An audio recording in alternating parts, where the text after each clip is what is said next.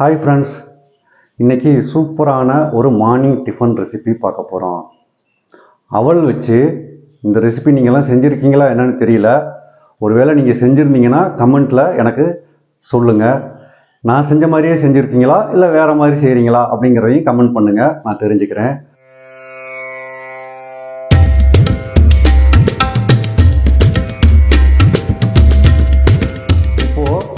இந்த அவல் ரெசிபிக்கு என்னென்னலாம் தேவை அப்படின்னா, முதல்ல அவல் வேணும். அப்புறம் கொஞ்சம் எள்ளு நம்ம யூஸ் பண்ண போகிறோம். சீரகம், மஞ்சப்பொடி, மிளகாய் 2 மிளகாயை கட் பண்ணி வச்சுருக்கேன். தேங்காயை சின்ன சின்ன பல்லாக வச்சுருக்கேன். ஒரு 3 பெரிய வெங்காயத்தை, மீடியம் சைஸ் வெங்காயத்தை பொடியாக கட் பண்ணி வச்சுருக்கேன். கருவேப்பிலை கொஞ்சம் கட் பண்ணியிருக்கேன். மல்லி இலை கட் பண்ணியிருக்கேன். இதை வச்சு தான் இந்த ரெசிபியை நம்ம செய்ய போகிறோம். இப்போது இந்த ரெசிபி செய்கிறதுக்கு நமக்கு தேவையான அளவு அவல் எடுத்துக்கணும். இந்த அவல் நான் இப்போ ஒரு 3 பேர் சாப்பிட்ற மாதிரி எடுத்திருக்கேன். ஒரு 300 கிராம் எடுத்திருக்கேன். இந்த அவலில் முதல்ல ஃபஸ்ட்டு க்ளீன் பண்ணணும். தண்ணியை ஊற்றி அலசி தண்ணியை கீழே ஊற்றிட்டு கொஞ்சமாக தண்ணி ஊற்றி அவலை நம்ம ஊற வைக்க போகிறோம். இதை லேசாக அலசி தண்ணியை கீழே ஊற்றிடுவோம். இப்போது நம்ம அவலை கழுவியாச்சு.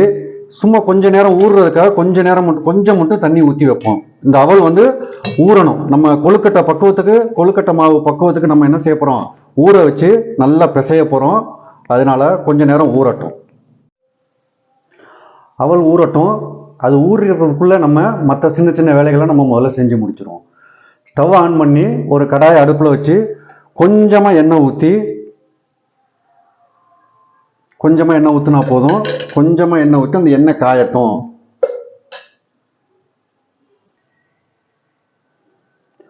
ஒரு அரை தேக்கரண்டி கடுகு, ஒரு ஸ்பூன் சீரகம், ரெண்டையும் போட்டு பொரிஞ்சதுக்கப்புறம் இப்போ வெங்காயத்தை போட்டுருவோம்.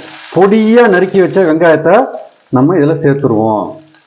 சேர்த்து வெங்காயம் கண்ணாடி பக்கம் வந்தால் போதும். ரொம்ப வதக்க வேண்டாம், லேசாக வதங்கினா போதும். அவ்வளோதான். இந்த அளவுக்கு வதங்கினா போதும். கண்ணாடி பக்கம் இருந்தால் போதும். இதை ஒரு பிளேட்டில் தனியாக எடுத்து வச்சுருங்க. இப்போ சிம்மில் வச்சு ஒரு ஸ்பூன் எள்ளை போட்டு எள்ளை பொரிய விடுங்க. எள்ளு கொஞ்சம் நேரத்தில் பொரிஞ்சோன்னு அதை தனியாக எடுத்து வச்சுருங்க. அவல் நல்லா ஊறிடுச்சு. இப்போ இதை நல்லா பிசைஞ்சு விட்ருங்க. மாவு மாதிரி பிசைஞ்சு விட்ருங்க. தேவையான அளவு உப்பு கொஞ்சம் சேர்த்துக்குங்க. இந்த நம்ம பிசையும் போதே கொஞ்சம் உப்பு சேர்த்துக்கலாம். தேவையான அளவு உப்பு சேர்த்துக்குங்க. உப்பை சேர்த்து நல்லா பிசைஞ்சு விடுங்க. இப்போது நறுக்கி வச்ச கொத்தமல்லி, கருவேப்பிலை, வதக்கின வெங்காயம், கட் பண்ணி வச்ச தேங்காய், பச்சை மிளகாய், இதோட இந்த எள்ளு, இப்போ எள்ளும் சேர்த்து எல்லாம் ஒன்னோட ஒன்று மிங்கிள் ஆகிற மாதிரி பிசைஞ்சு விட்டுருவோம். அவ்வளோதான். எல்லா பக்கமும் இப்போ பிசைஞ்சு விட்டாச்சு.